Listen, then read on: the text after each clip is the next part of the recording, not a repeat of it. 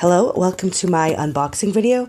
I just want to quickly throw out there that I do usually give the name of the store where this crystal box comes from. However, I won't be doing that this time because where I got this, it's in a private group, a crystal mineral group.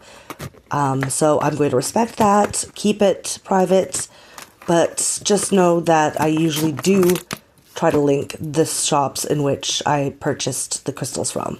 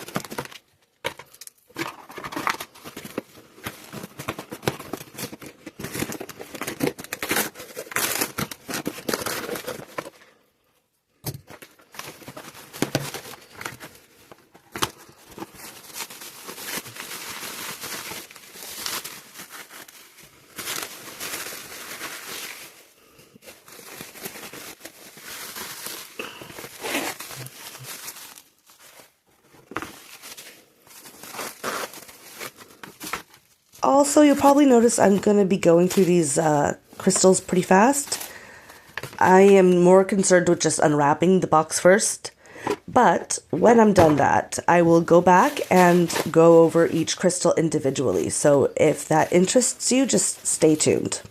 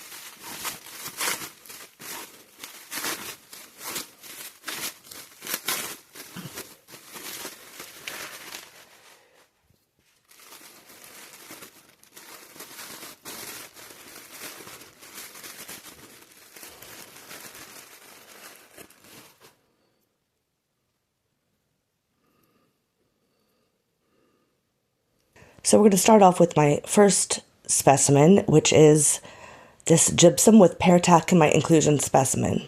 I also just want to say, going forward, I will be putting up on the screen where every specimen in this box came from, where it was mined or found or whatever, just so that I don't butcher the names by speaking them. But anyways, what is gypsum? Well, it's the most common sulfate mineral that exists, and it's part of like the gypsum supergroup. So there's different varieties, and there's a bunch of variations of quality that you can get, and it's, like I said, common, right? It's the most common sulfate mineral. And it's either colorless or white, most often. Sometimes it will showcase other hues of colors, but that's just due to impurities or inclusions, aka paratachyte includes the green in here, and that's why it's this color. It only has a hardness of 2, so it is very soft. Don't douse it in water. It will dissolve and disintegrate. You don't want that. And it's been known in different cultures for a very long time, long periods of time. Like, the name actually comes from the Greek word gypsos, which means plaster, and that was pretty much mentioned around 350 BC. So yeah, it's been a very well-known mineral for quite some time. And so there's different varieties of gypsum that are a little bit separate, like they're separate sort of variations.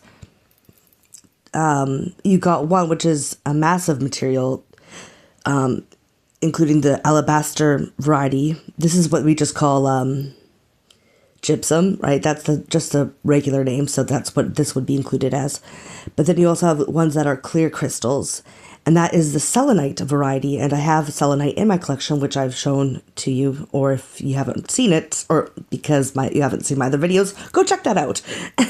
But also as a parallel fibrous aggregate, which is the satin spar variety. Satin spar usually is conflated with selenite, but they are both gypsum, but they are very different.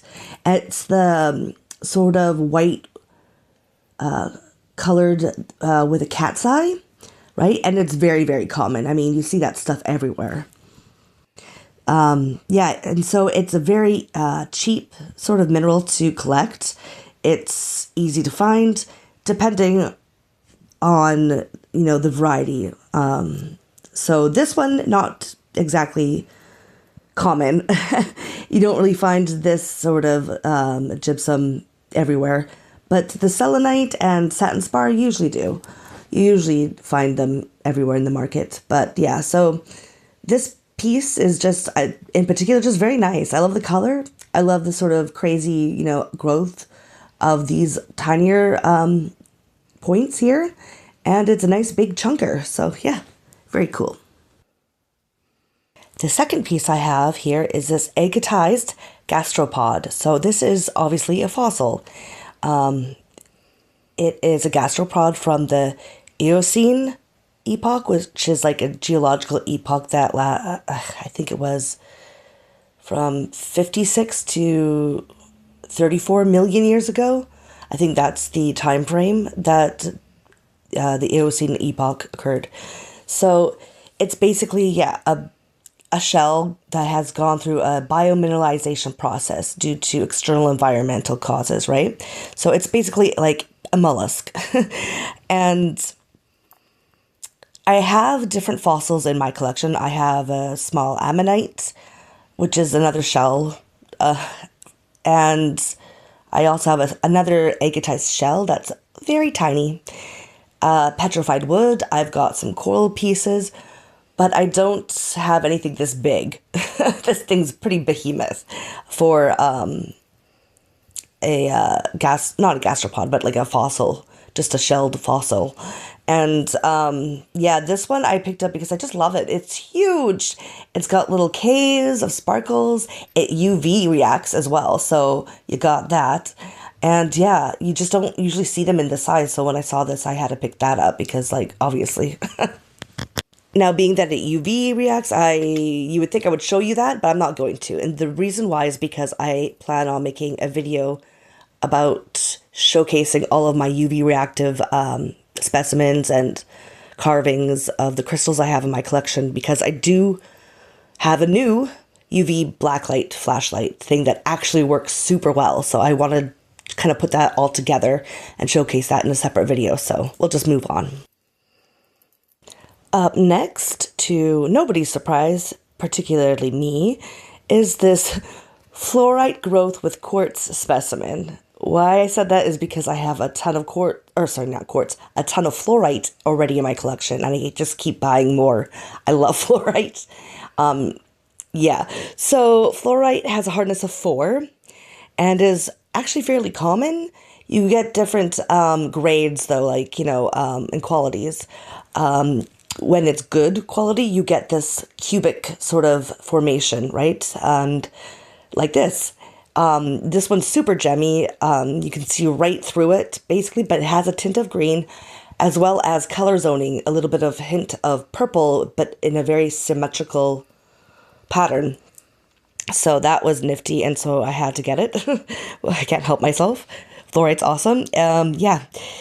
And in terms of the colors and the color variations, fluorite can be like any color that you can come up with. I mean, green, purple, yellow,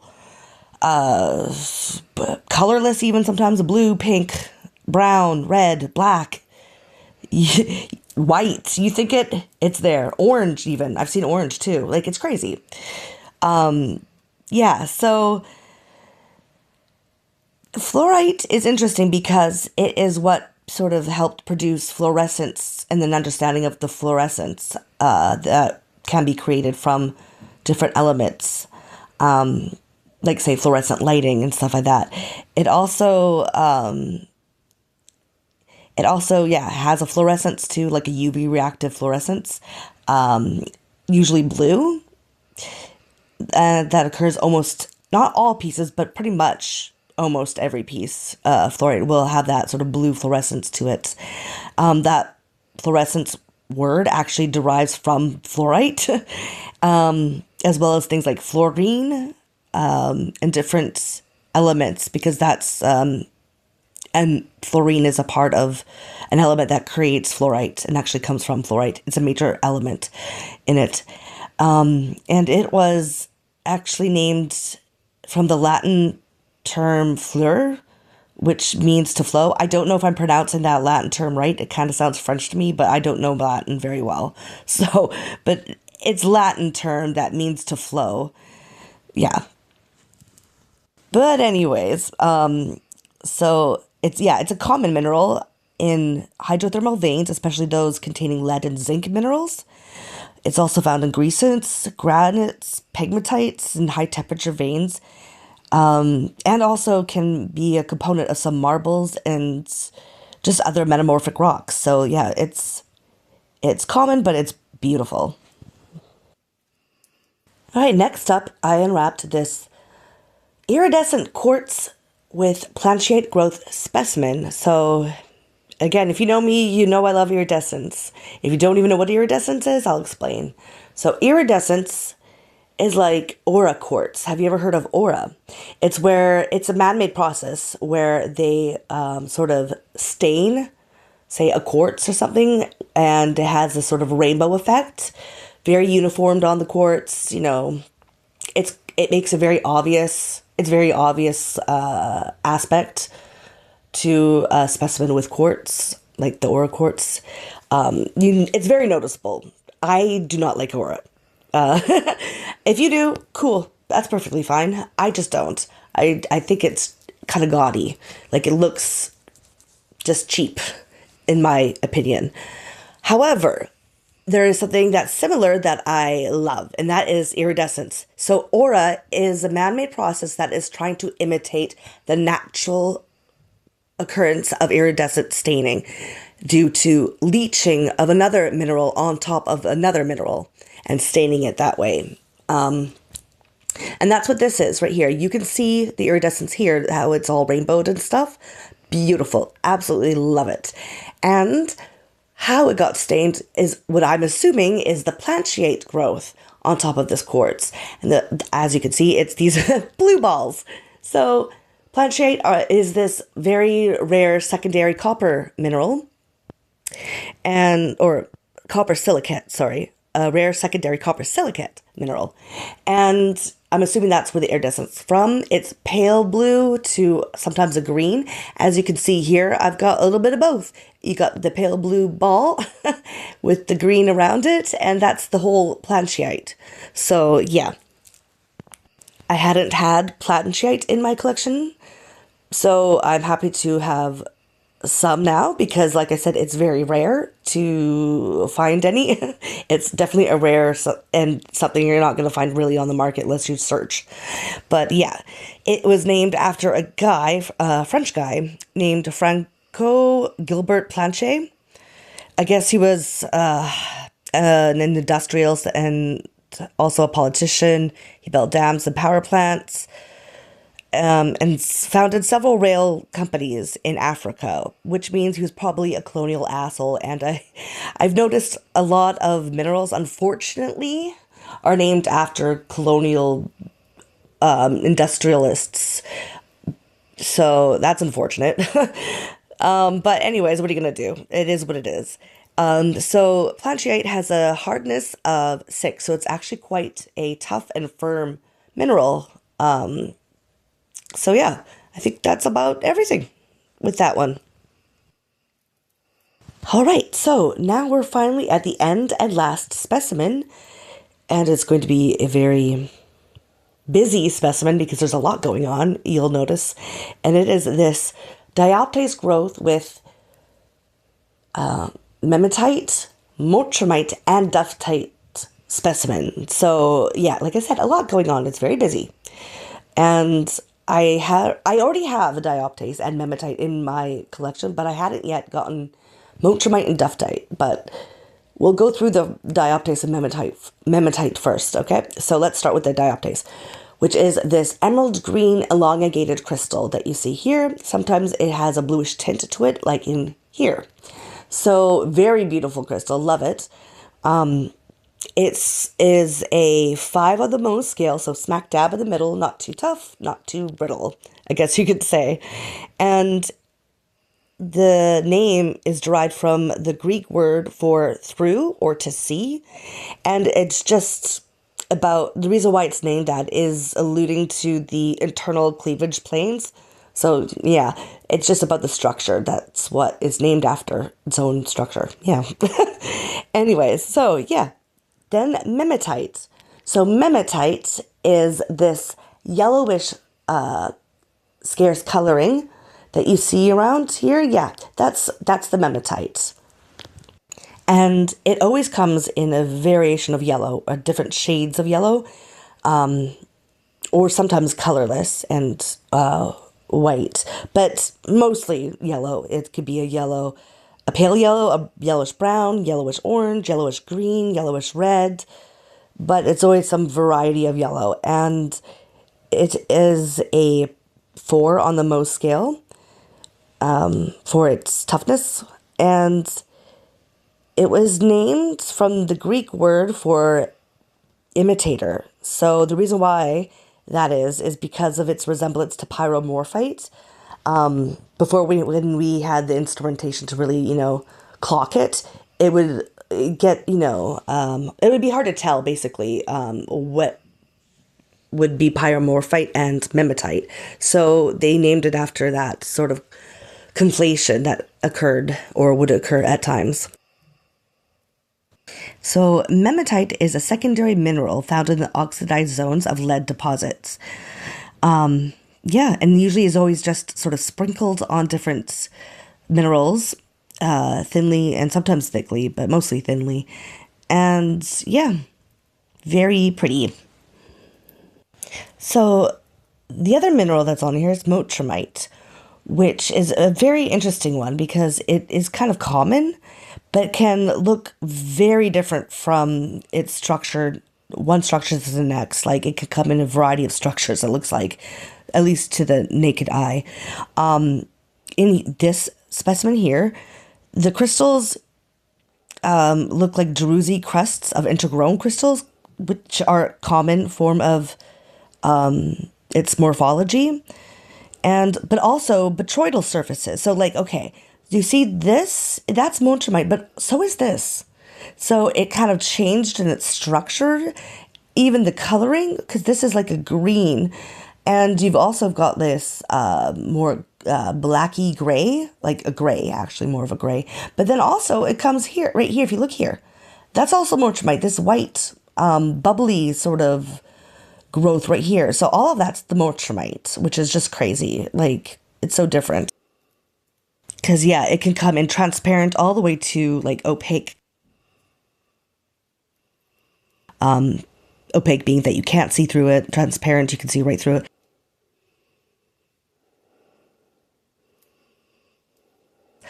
And, yeah, it ranges on, I think, a 3. Yeah, a 3 on the Mohs scale. And, yeah, it was named via the locality that it was found, not found naturally, but was stockpiled actually in this certain place on Mottram Street, which is in Andrew, Cheshire, England. So they would stockpile a lot of ore with montremite there, and it was just, I guess, named after the street that it was put on. And yeah, it's a secondary mineral found frequently, mostly in the oxidized zones of ore deposits. So, yeah. Now, last but not least, the other aspect of the specimen is the duftite. So, duftite comes in the colors like olive green to almost like a gray green, and you can see the very small crystals with like growth on the montremite, botryoidal variability of the montremite, and it's kind of hard to see. Hopefully you could see it. But yeah, it is a 4 on the Mohs scale of hardness, and